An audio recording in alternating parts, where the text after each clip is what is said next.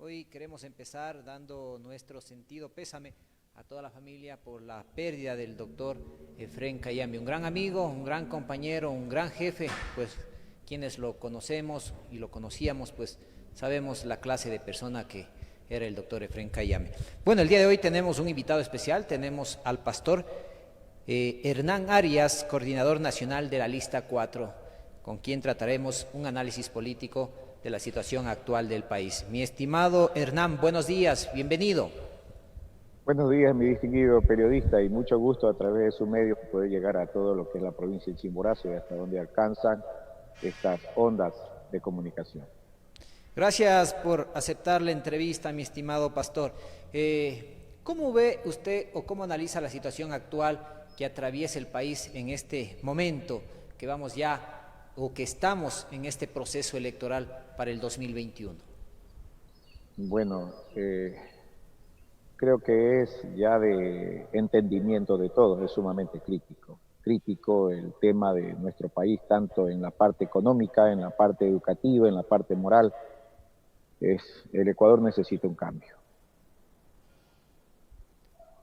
¿Ustedes tienen algún levantamiento de información de la situación actual que atraviesa el país en lo que tiene que ver en educación, en lo que tiene que ver en salud, en lo que tiene que ver en producción, en la economía? Sí, bueno, eso tenemos ya dentro del plan de trabajo, dentro del proyecto de Estado, ¿no?, que se ha elaborado, estando conscientes de la realidad. No se olvide que es un movimiento pragmático, ético. Nosotros partimos de la realidad y precisamente por eso estamos conscientes de lo que produce nuestro país y también de lo que exige nuestra nación y que no ha sido atendido. ¿No harán alianza con ningún partido o movimiento político?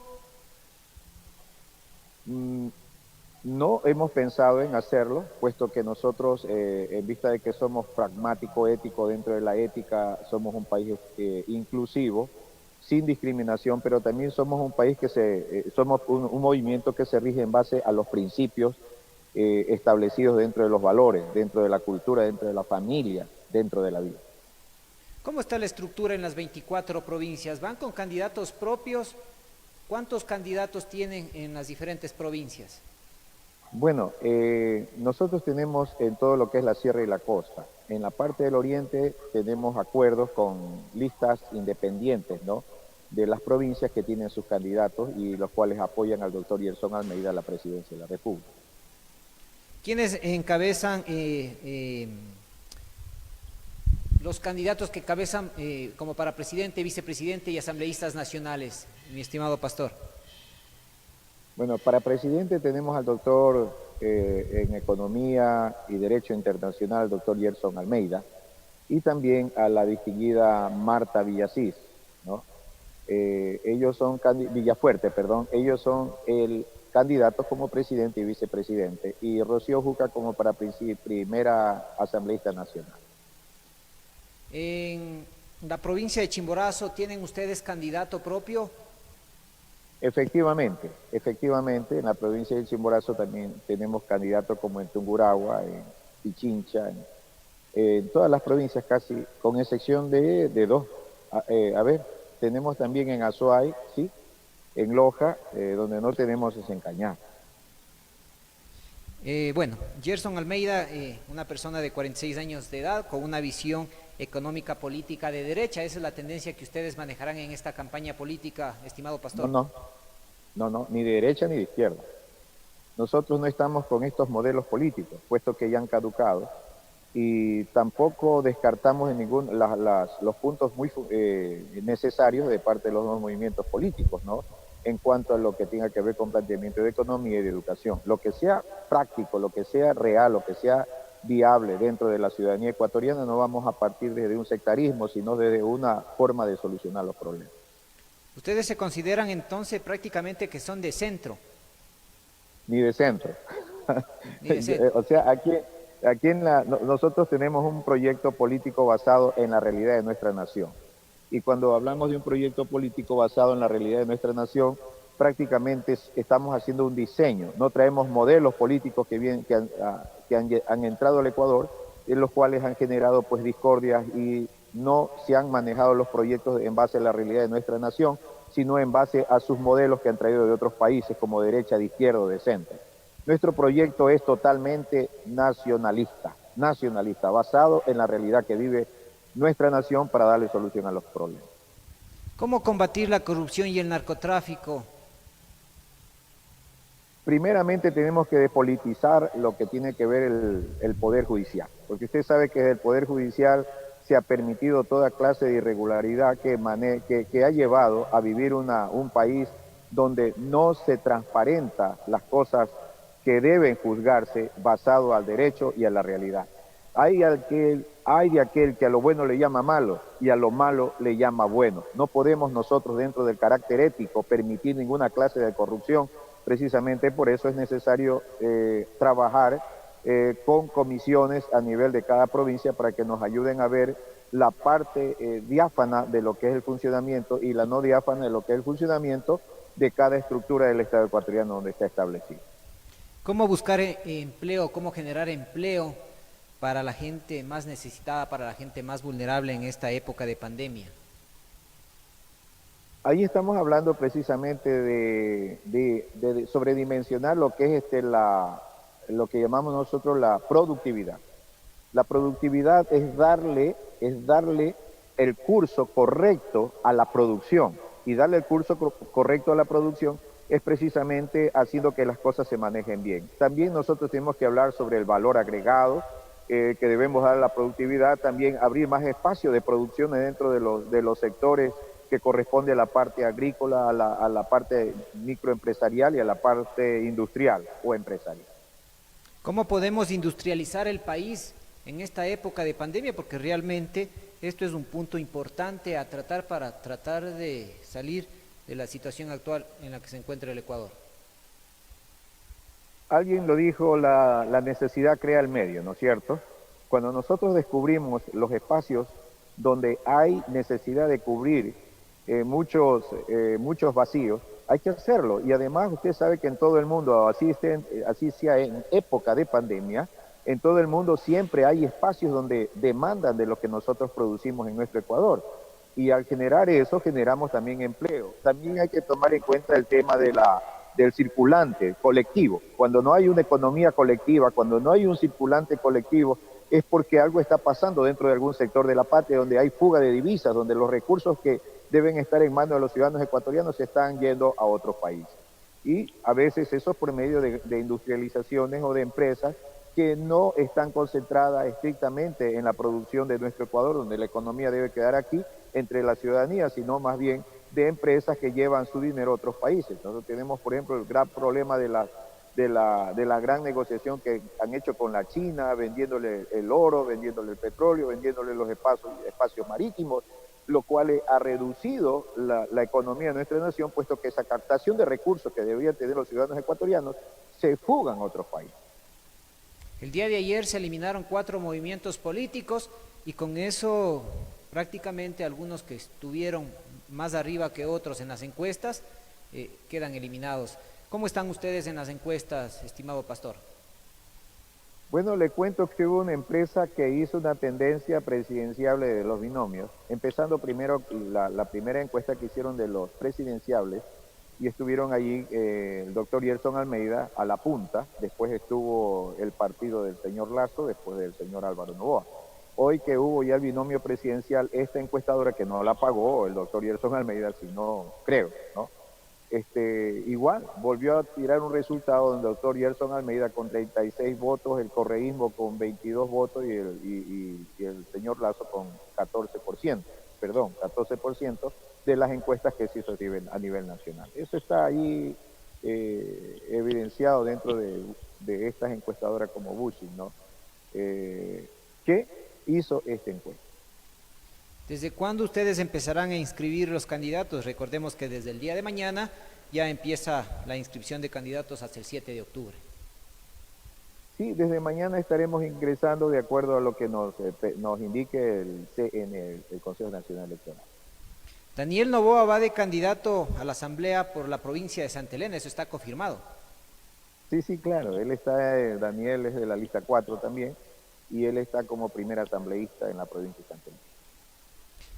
Estimado pastor, ¿cómo buscar la independencia de poderes para poder mejorar la situación actual? No solamente creo que hay que buscar la independencia de poderes, sino también la liberación de los poderes.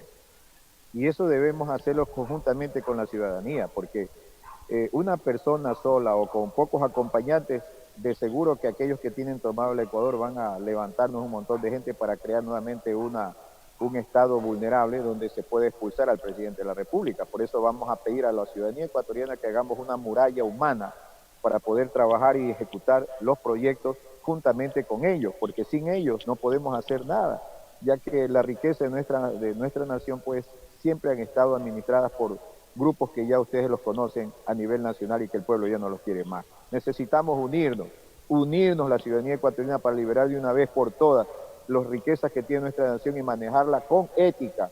Cuando hablamos con ética, cuando hablamos es de una manera incorruptible, donde nosotros podemos hacer el trabajo de forma transparente y juntamente al lado del pueblo ecuatoriano para sentirnos seguros en el gobierno.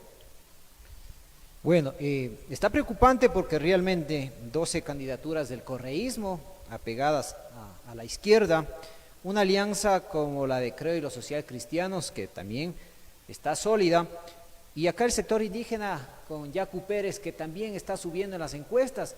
Y mi pregunta es si entre estos movimientos ustedes están peleando los primeros lugares o cómo están en las encuestas ya prácticamente con números, mi estimado pastor. Sí, precisamente con número vamos al 37% sobre todo. De ahí está, como le digo, el correísmo con 22% y Lazo con el 14%. O sea, el resto pues están por debajo de esas cifras, ¿no?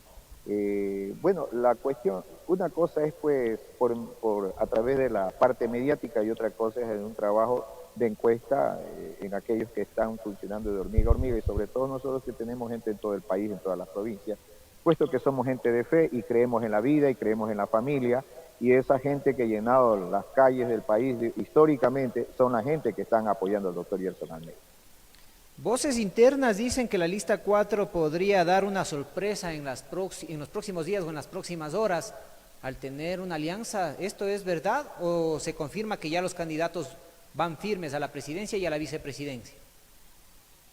Hasta ahora todos los candidatos van firmes a la presidencia y a la vicepresidencia y en eso estamos trabajando fuertemente.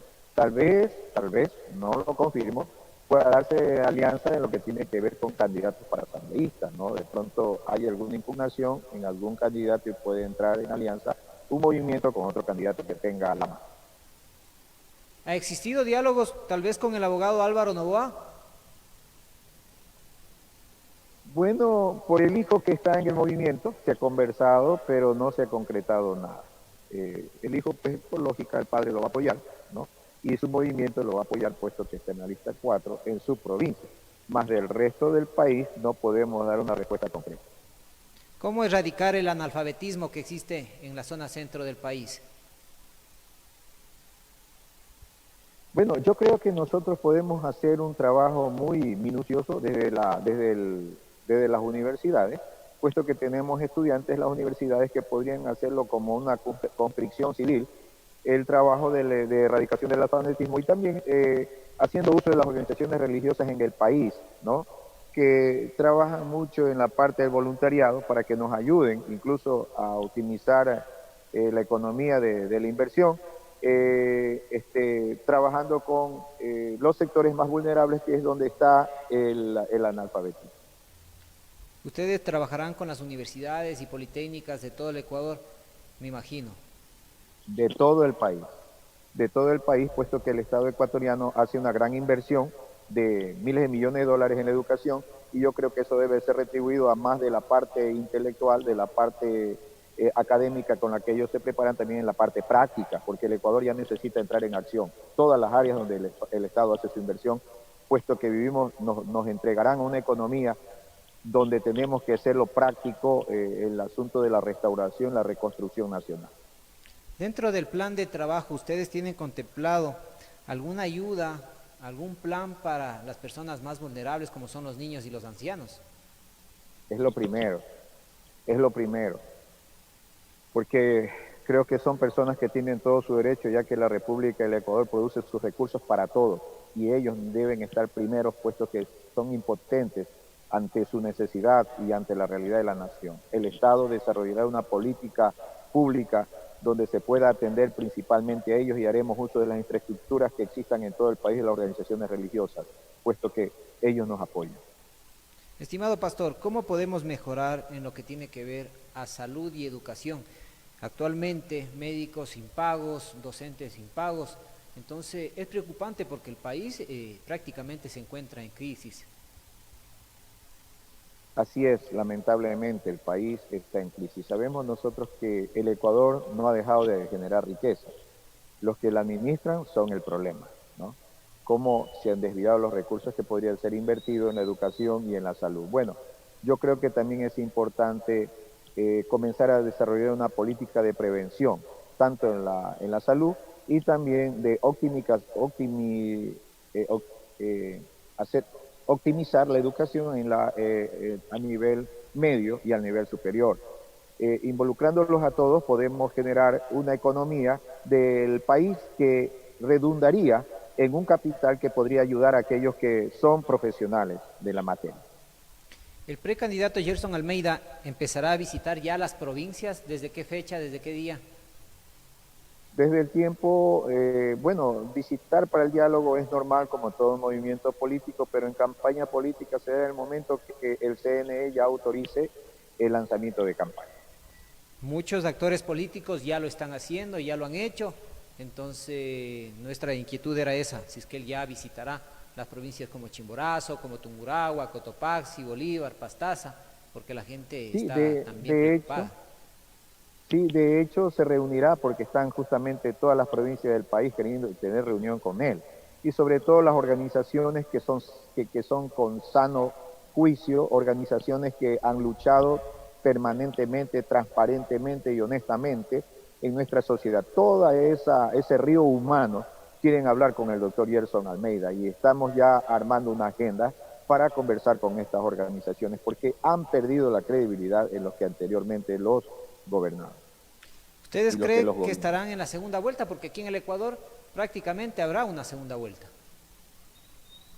Bueno, estamos haciendo todo lo posible, manejando todas las estrategias técnicas con asesoramiento internacional para que se den una sola vuelta. Dios tiene la palabra. ¿Ustedes creen que esto es posible, llegar en una sola vuelta cuando el Ecuador se encuentra prácticamente dividido, fraccionado, porque la gente no cree en los políticos tradicionales? Justamente porque la gente no cree en los políticos tradicionales que nos piden que nosotros salgamos adelante, puesto que el doctor Gerson Almeida es un candidato que no tiene pasado político. Es un hombre estadista, sí, porque ha estudiado Derecho Económico Internacional y él tiene un proyecto que ha venido elaborando desde hace 15 años para en nuestro país y basado en la realidad que vive nuestra nación y no en una demagogia, ¿no? Como comúnmente el politiquero sí lo hace, sí lo dice, pero no lo cumple.